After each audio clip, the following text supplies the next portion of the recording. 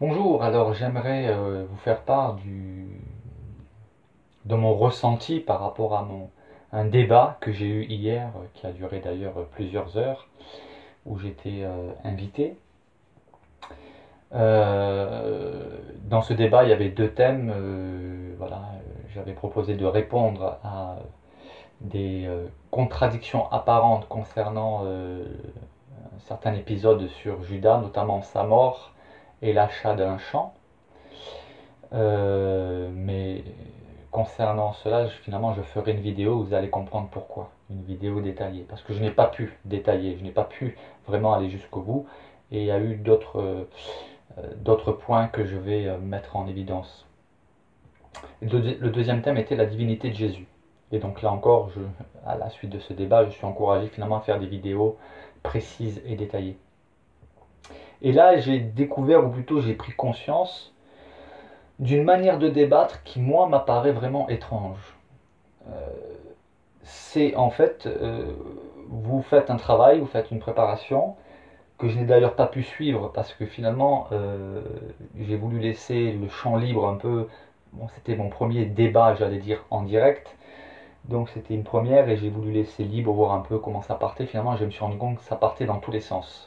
Donc tout ce que j'avais préparé, je n'ai pas pu le développer comme je pourrais le faire d'ailleurs dans les vidéos. Et là, vous pourrez voir la différence. Et alors, ce que j'ai découvert dans cette manière de débattre, c'est quelque chose que j'avais entendu, mais quand on y participe, on en prend vraiment conscience.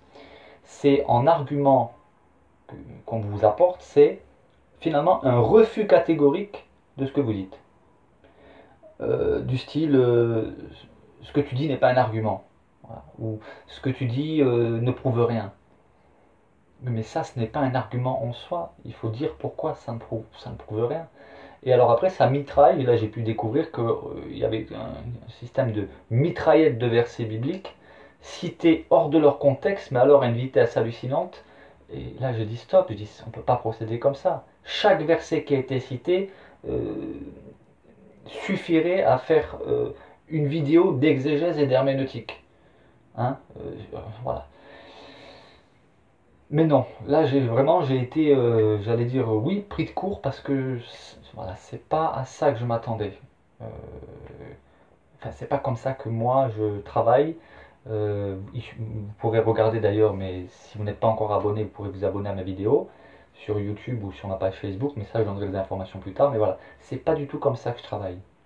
Mais là vraiment, argument. Alors argument. Alors, ce qui a été incroyable aussi, c'est que ceux qui ont participé au débat se font juges et partis. C'est-à-dire qu'ils apportent des arguments et ils déclarent que leur argument est recevable, mais votre argument à vous n'est pas recevable. Bon. Mais de toute façon, je vais mettre la vidéo du débat qui a eu lieu. J'y parle à partir de 1 heure 28 minutes 45 secondes. C'est à partir de ce moment-là où j'interviens. Vous pourrez suivre, écouter par vous-même, ou faire votre propre opinion. Euh, et les participants, effectivement, s'autoproclament, hein, s'auto-alimentent par leur joute verbale. D'ailleurs, n'importe quel argument que vous leur apportez, il est rejeté systématiquement. Hein. Systématiquement, il est rejeté. Je ne suis même pas certain qu'il soit vraiment écouté et encore moins compris. Alors soit il n'est pas vraiment compris, soit il y a un refus de comprendre. Parce que je veux dire, quand vous écouterez, vous pourrez vous... Parce que finalement, les arbitres, ce sont ceux qui écoutent. Mais il est évident que là, si j'étais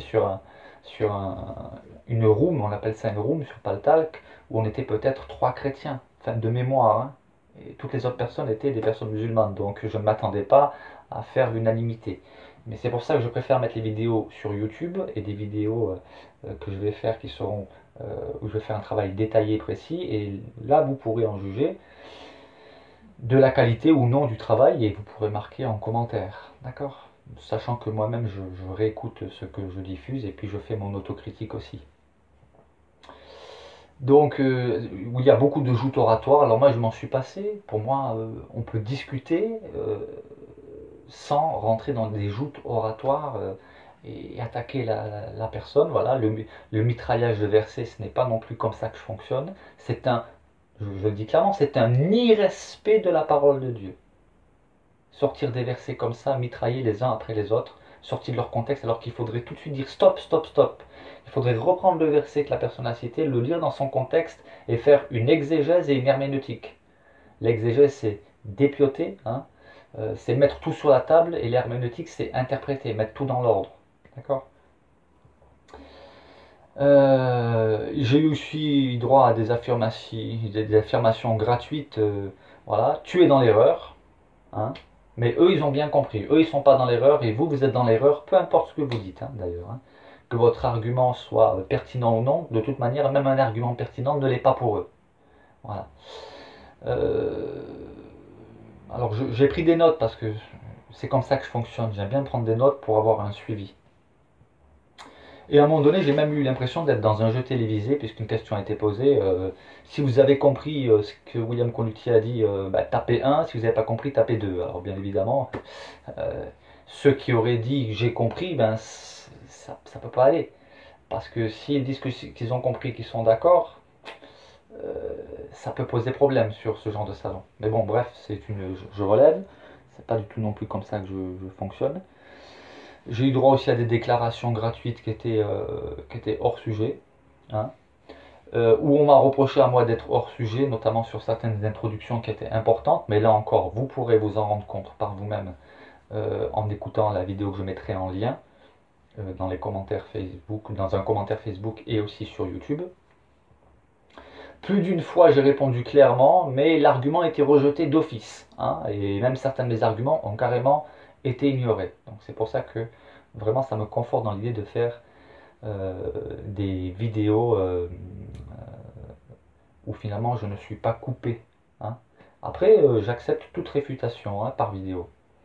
Donc voilà, ça tirait dans tous les sens, par les versets sortis de leur contexte, et interprétés sans respecter les règles d'interprétation biblique. Voilà.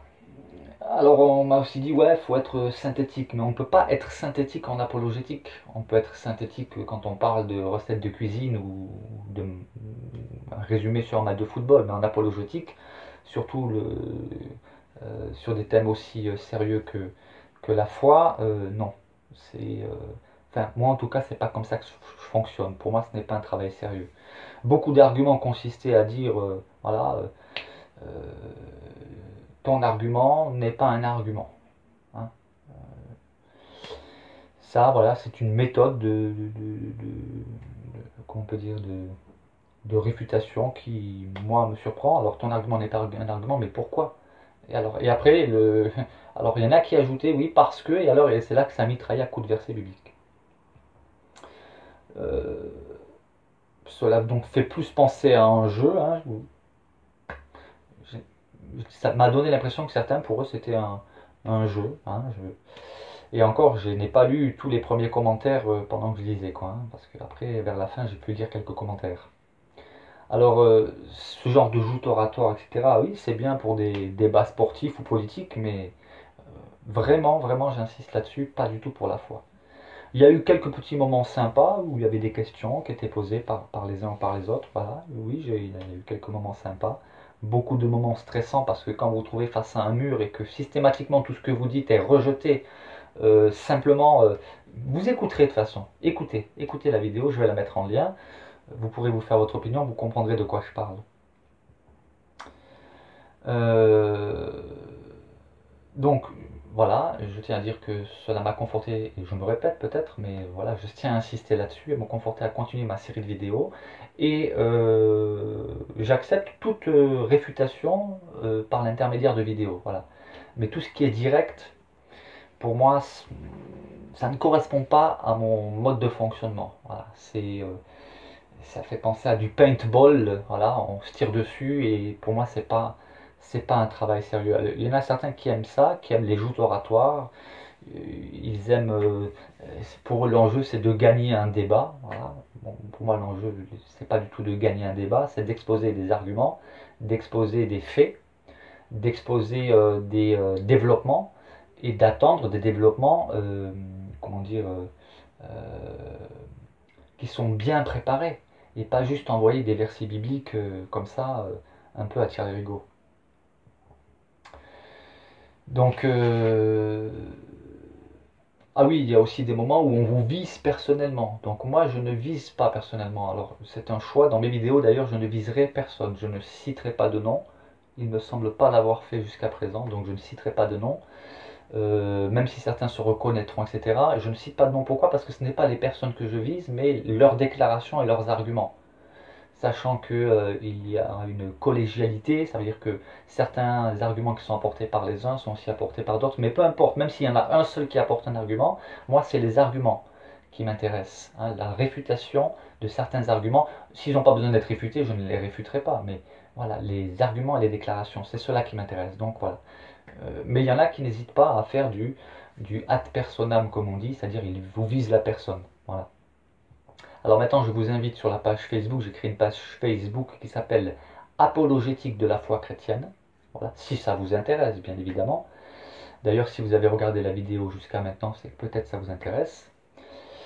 Ainsi que sur ma chaîne YouTube. Alors pour trouver ma chaîne YouTube, c'est pas compliqué. Vous tapez William Conductier hein, dans YouTube et vous allez trouver mes vidéos. Vous cliquez sur une vidéo et puis il suffit de vous abonner. Et si vous vous abonnez et que vous voulez être informé dès que je poste une nouvelle vidéo, il y a une petite, comme une petite cloche à côté de s'abonner. Hein. Vous cliquez aussi, après vous êtes abonné, vous cliquez sur la cloche, ainsi vous êtes informé de chaque nouvelle vidéo que je mets. Voilà. Et si je dois retourner, je pense que je retournerai, oui, sur ce salon, sur Paltalk notamment, sur cette room. Ce sera certainement avec une meilleure préparation, c'est-à-dire dans le sens de veiller à rester fixé sur le thème et traiter chaque point à fond et de manière suivie, c'est-à-dire ne pas passer à un autre point sans que chaque argument n'a pas été traité à fond. Voilà, c'est ce que je tenais à dire. Alors je ne vise personne ici en particulier, c'est quelque chose qui est généraliste et à la fin du débat, il y avait des échanges questions-réponses, etc. Là, j'ai trouvé que c'était plus sympathique. Bien que lorsque je n'avais pas la parole, eh bien, je pouvais lire les commentaires, et là il y avait des commentaires qui étaient. Voilà. Alors après on m'a dit oui, tu aurais pu signaler, etc. Mais bon, mettez des modérateurs. Voilà. Mais en tout cas, vraiment, ça m'a conforté dans l'idée de continuer mes séries de vidéos thématiques où je m'efforce d'apporter un travail sérieux, avec des arguments étayés de manière logique et en respectant les principes d'études bibliques. Hein, voilà.